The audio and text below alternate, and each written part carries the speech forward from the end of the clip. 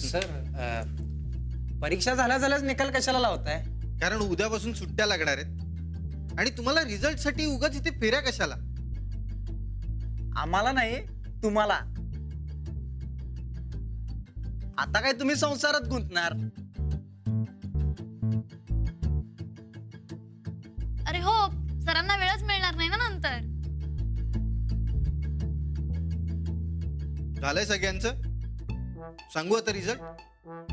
म्हणजे आता पहिला नंबर अंजलीचाच असणार आहे माहितीये आम्हाला. आमचं काय तेवढंच सांगा आता. बरोबर आहे, पहिला नंबर अंजलीचा आलाय. तिला 70% गुण मिळाले.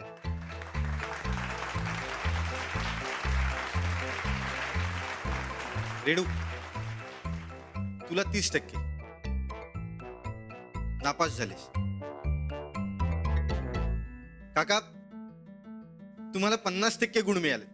तुम्ही पास झालाय. प्रकाश, तुझे गुण न सांगण्यासारखे. समीरा, तुला 40% गुण मिळाले. पास झालेस.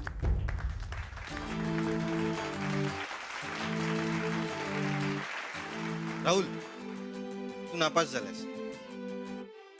जुई, तुला 35 मार्क मिळालेत. तू काटावर पास झालीस.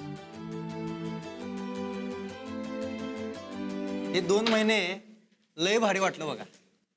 आता उद्यापासून पुन्हा गाडी आणि ते भाडं. पुन्हा यार, मला पण उद्यापासून खूप कंटाळा येणार आहे. इतके दिवस आपण सगळे एकत्र होतो, सवय झाली होती आपल्याला एकमेकांची. आता दिवसभर घरात मी एकटाच असणार आहे. काय करायचा हा प्रश्नच आहे. अहो, आम्ही आहोत की तुमच्या सोबतीला. तुम्ही काळजी करू नका. आणि सुट्टी पडली असली तरी आपण फोनवर सगळे एकमेकांच्या कॉन्टॅक्ट मध्ये राहू. आणि महत्वाचं म्हणजे मी पुन्हा एकदा तुमच्या सगळ्यांचा आभारी आहे. तुम्ही आमच्या दोघांच्या लग्नासाठी जी काही मदत केलीत त्याबद्दल सगळ्यांचे मनपूर्वक आभार. Thank you so much. You welcome sir. कधी पण आणि कवा पण. बरं चला, आता मी निघू का? मला घरी पोहोचलं पाहिजे. अगं हो, तुझं भारी कुटुंब घरी तुझी वाट बघत असेल. नाही नाही, तसं काही नाही, पण मला आज कारखान्यात जायचंय ना, काम आहे खूप. चल रेणू, येते मी. Bye. Bye bye. Sir, once again wish you a very happy married life. येते. Thank you so much. हो.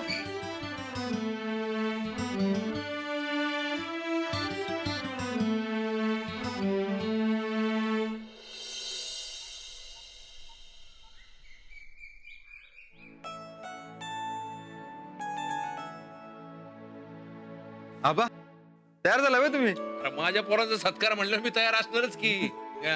हे बा, आता गोदाकाचा चहा प्यायलो की अजून तर येणार. एकदम जोशात जायचं सत्काराला. काय जोंधळे का तुम्ही तयार व्हा की. नाही साहेब, नग का? माझी तब्येत बरी नाही. बघा, दवाखान्यात जा म्हणलं तर ते बी ऐकत नाही. अरे काय पहिलवान, हा यायचं नव्हे कारखान्यावर. अंजलीबाई कुठे? अरे ती येते, काळजी करू नको. तिला घेतल्याशिवाय जायचं नाही. तू तर आधी तयार हो. होय, आलो लगेच. ये लवकर. हा? सॉरी सॉरी सॉरी, उशीर झाला का? अहो नाही वहिनी, पण आवरा लवकर, लगेच निघायला पाहिजे. हो, हे आले का? ये बघा, बायकोला नवऱ्याची काळजी, नवऱ्याला बायकोची काळजी. आता तुझ्याबद्दल विचारत होता. जा लवकर तयारून खाली ये. आले मी लगेच. जा. आबा, हा. कारखान्यातल्या नवीन मशिनरी आहेत ती 1 नंबर क्वालिटी आहे बघा.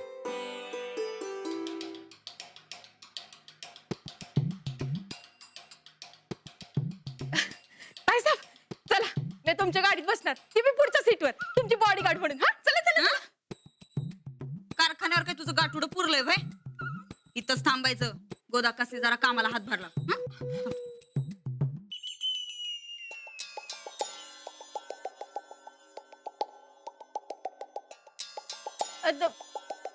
थोरले ताई साहेब, गोदाक्का, अगं काय झालंय? काय नाही. ते काय नाही, तुझ्या राणा संकट दवाखान्यात जायचं म्हणजे जायचं. चला, तयार होता मी. या.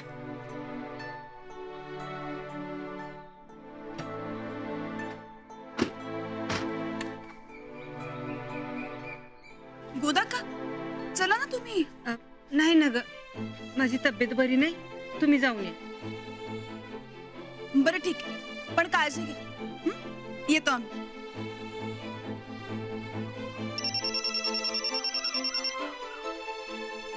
हॅलो. हां, नाही साहेब कामात बिझी, नंतर फोन करा. नाही साहेब, महत्वाचं नव्हतं, आणि तसंही आपल्याला जायला उशीर झालाय म्हणून. कार्यक्रमापेक्षा काम महत्वाचं हे कायम लक्षात ठेवा. चला होय सर. हा ना, उद्या गोदाकाला घेऊन दवाखान्यात जायचं म्हणजे जायचं. वया बा. चला दादा चला.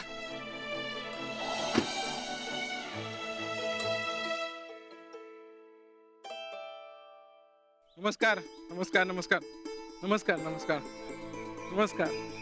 अरे झाली की नाही सगळी तयारी? साहेब कवा पण येतील बर का. आले या साहेब. नमस्कार या साहेब, या. नमस्कार. लय दिवसांनी कारखान्यावर आला. कस काय चालला कारखाना? एकदम जोरात. सुरेश जावळनी संपाचा प्रश्न चांगला मिटवला. हे सगळे राहण्यात आणि वहिनीमुळे झाले बघा. चल.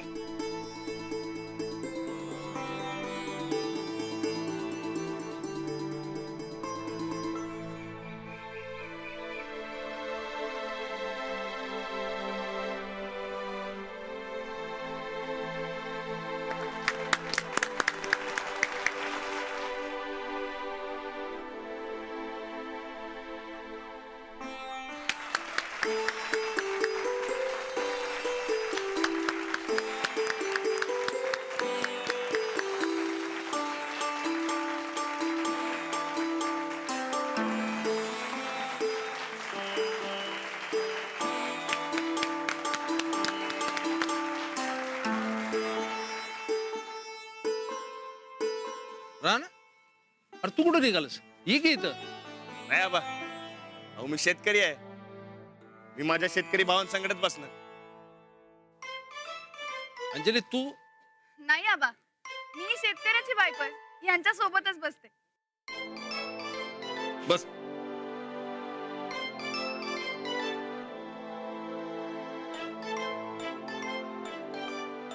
करा सुरू कर. सुरू कर. आदरणीय शिक्षण मंत्री प्रतापराव साहेब, इथे जमलेले सर्व शेतकरी बंधू आणि इतर मान्यवर यांना सांगण्यास मला अत्यंत आनंद होतो की आपल्या साखर कारखान्याचा 14वा गळीत हंगाम अत्यंत दिमागदारात सुरू आहे. चालू गळीत हंगामात आज अखेर 2,74,000 मेट्रिक टन ऊसाचे गाळप होऊन जवळजवळ 11% साखर उतार्याने 3.5 लाख क्विंटल साखरेचे उत्पादन होऊन कारखाना पूर्णपणे सक्षम सुरू आहे. या वर्षी दैनंदिन गाळपात प्रतिदिन 1,000 मेट्रिक टनाची वाढ होऊन 4200 टन गळीत होत आहे. आणि कारखान्याच्या या यशाचं खरं कारण आहे कारखान्याची अत्याधुनिक मशिनरी.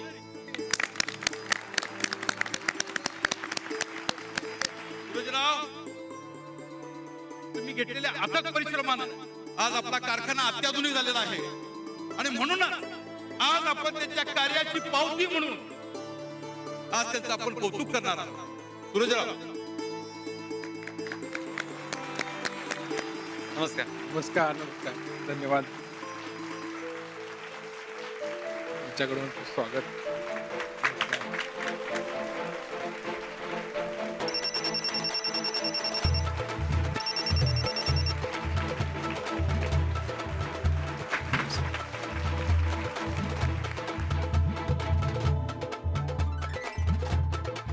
अजून एक कौतुक आम्ही करणार आहोत.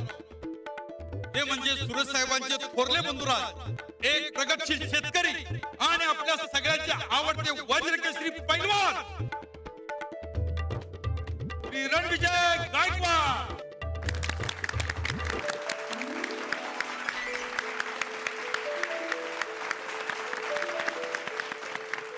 या वर्षीचा गळीत हंगाम जर कुणामुळे यशस्वी झाला असेल तर आपल्या लाडक्या राणादामुळे. यांनी शेतकरी बांधवांचा संप यशस्वी करताना कारखाना कसा जिवंत राहील याचाही विचार केला. त्यांचे हे कार्य कारखान्यासाठी अत्यंत मोलाचे आहे. राणादा या.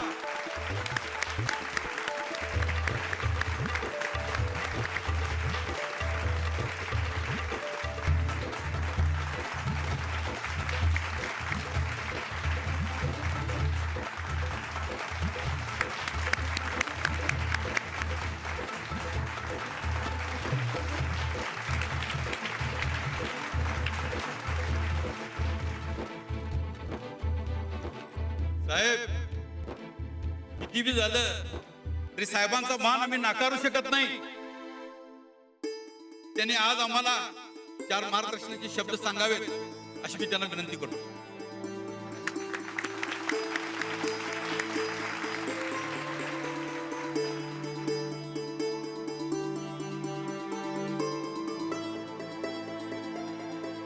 आपल्या साखर कारखान्याचे चेअरमन आणि संचालक मंडळ आणि उपस्थित शेतकरी बंधूंनो, आज जसं तुम्हाला सगळ्यांना कौतुक वाटतंय तसंच मला माझ्या दोन्ही पोरांचं कौतुक वाटतंय. पण हे जे यश त्या दोघांना मिळालंय हे सगळं तुमच्या साथीनं. या संपूर्ण यशात आपल्या साखर कारखान्याचे सगळे कर्मचारी आणि शेतकरी वर्ग यांचा या यशात फार मोठा सहभाग आहे.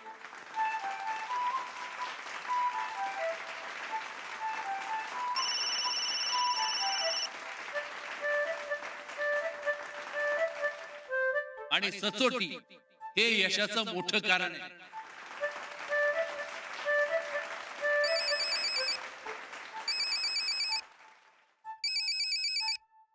हा गोदक्का, अरे तुम्ही लागलीच घराकडे या.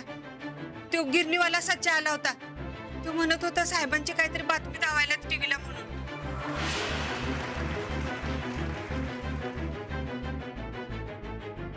कसली? ते मला नाही ठावं, पर तुम्ही लागलीच या बाबांनो. वय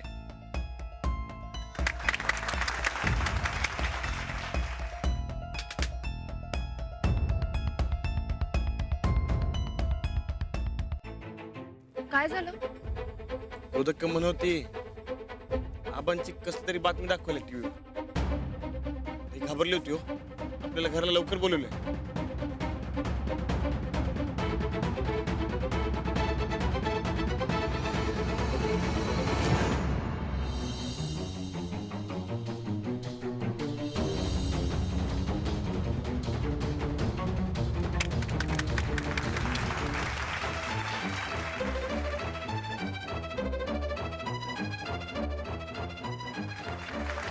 गोदक्का एवढी का घाबरली?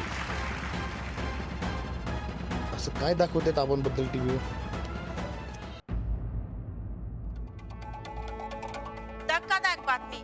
आत्ताच हाती आलेल्या बातमीनुसार सांगली जवळच्या एका गावात एका युवकानं आत्महत्येचा प्रयत्न केल्याचं समोर येतंय. हा युवक शिक्षक भरतीसाठी प्रयत्न करत होता असं समजतंय आणि आत्महत्येचं कारण राज्याचे शिक्षण मंत्री प्रतापराव गायकवाड हे आहेत असा आरोप होतोय आणि तशा आशयाचं पत्रही सापडलं आहे. ज्या युवकाने आत्महत्येचा प्रयत्न केला त्याची परिस्थिती देखील गंभीर असल्याचं समोर येत आहे. अद्याप त्याच्या प्रकृतीविषयी ठोस माहिती मिळत नसली तरीही त्याची प्रकृती गंभीर असल्याचं समजतंय. तो माझा मित्र होता. शिक्षक भरतीसाठी लय प्रयत्न केले त्यानं. त्याला काम मिळालं नाही. कोणीतरी सांगितलं साहेबांना जाऊन भेटा, ते काम करतील.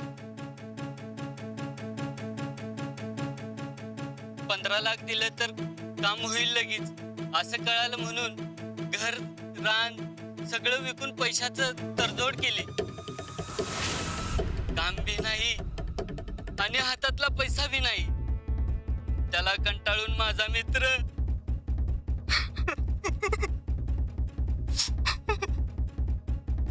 माझ्या मित्राला न्याय द्या साहेब.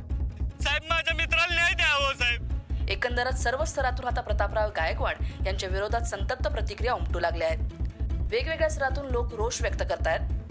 गायकवाड साहेब तर वरवरनं एकदम साधे दिसतात. आतनं असं काय करतील असं वाटलं नाही हो कधी. अनेक लोकांना नोकऱ्या लावतो म्हणले होते ते. नोकऱ्या काय मिळाल्याच नाहीत. आता आत्महत्या करण्याशिवाय पर्याय ठेवलेला नाही यांनी काय. तुम्हीच सांगा आता आम्ही काय करावं. प्रतापराव गायकवाड यांच्यावर आता थेट आरोप होताना दिसत आहे. लोकांचा राग देखील वाढताना आपल्याला दिसतोय. ज्या युवकाने आत्महत्येचा प्रयत्न केला त्याची परिस्थिती देखील गंभीर असल्याचं समोर येत आहे. शिक्षण खात्यात एवढ्या मोठ्या भ्रष्टाचाराची ही पहिलीच वेळ आहे. नोकरीचा आमिष दाखवून पैसे घेतल्याचे आरोप केले जातात, तेही अशा व्यक्तीवर जी व्यक्ती स्वच्छ चारित्र्य आणि लोकाभिमुख राजकारणासाठी ओळखली जाते. प्रतापराव गायकवाड यांनी खरंच असा घोटाळा केलाय का? आणि अशा घोटाळ्यातून किती शिक्षकांना नोकरी दिली गेली आहे किंवा किती लोकांना फसवलंय हा प्रश्न आहे. हा आरोप जर खरा ठरला तर शिक्षण मंत्री पदाला लाजिरवाणा असा हा प्रताप ठरेल. या सगळ्या प्रकरणावर प्रतापराव गायकवाड यांचं काय म्हणणं आहे हे मात्र अद्याप कळू शकलेलं नाही. त्यांच्याशी संपर्क करण्याचा वारंवार प्रयत्न करून देखील प्रतापराव गायकवाड अजूनही माध्यमांसमोर आलेले नाहीत. या प्रकरणावर प्रतापराव गायकवाड यांनी मौन राखणंच पसंत केलंय. एका आत्महत्येच्या प्रकरणावरून वाचा फुटलेल्या भ्रष्टाचाराच्या मुळापर्यंत जाऊन खुलासा करण्याचा आमचा प्रयत्न आहे. या प्रकरणाचा शोध घेण्याचा आता पोलीस देखील प्रयत्न करतायत. या प्रकरणात प्रतापराव गायकवाड एकंदरच गोत्यात येतील अशी परिस्थिती निर्माण झाली आहे. आमच्या प्रतिनिधींनी प्रतापराव गायकवाड यांच्याशी संपर्क साधण्याचा प्रयत्न केला, मात्र प्रतापराव गायकवाड कुणाशी बोलण्यास तयार नाहीये.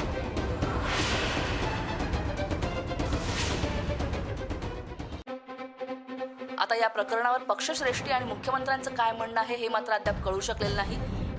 मात्र प्रतापराव गायकवाड यांच्यासारख्या शुद्ध चारित्र्याच्या मंत्र्यावर पहिल्यांदाच अशा पद्धतीचे आरोप होत असल्यामुळे हे प्रकरण गंभीर असल्याचं म्हटलं जात आहे. या प्रकरणाची प्रत्येक अपडेट आम्ही पोहोचवत राहू, पण वेळ झाली एका छोट्याशा ब्रेकची. कुठेही जाऊ नका, पाहत रहा वीके न्यूज.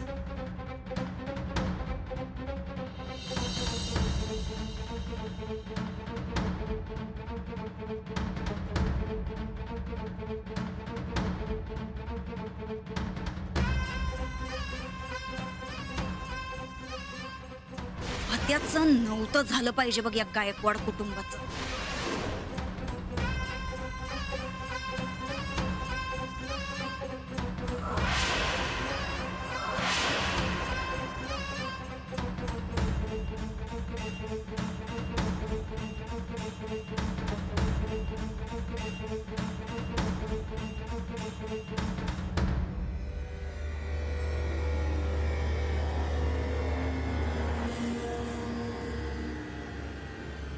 अहो, आपल्या घरातलं टीव्ही बंद करशिला, पण बाहेर घराघरात तर ही बातमी पोचलीच असेल ना मग.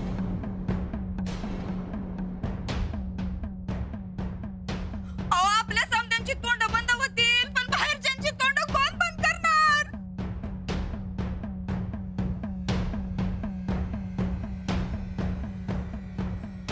देवा,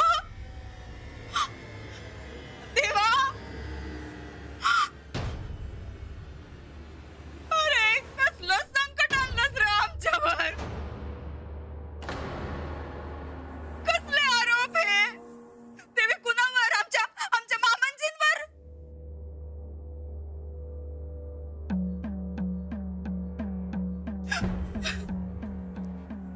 आमच्या देवासारख्या मामांजींवर पैसे खाल्ल्याचा आरोप.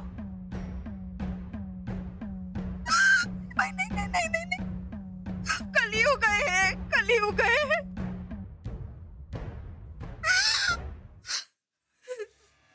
नाही, पण जाळ असल्याशिवाय धूर निघत नाही असं बी म्हणतात.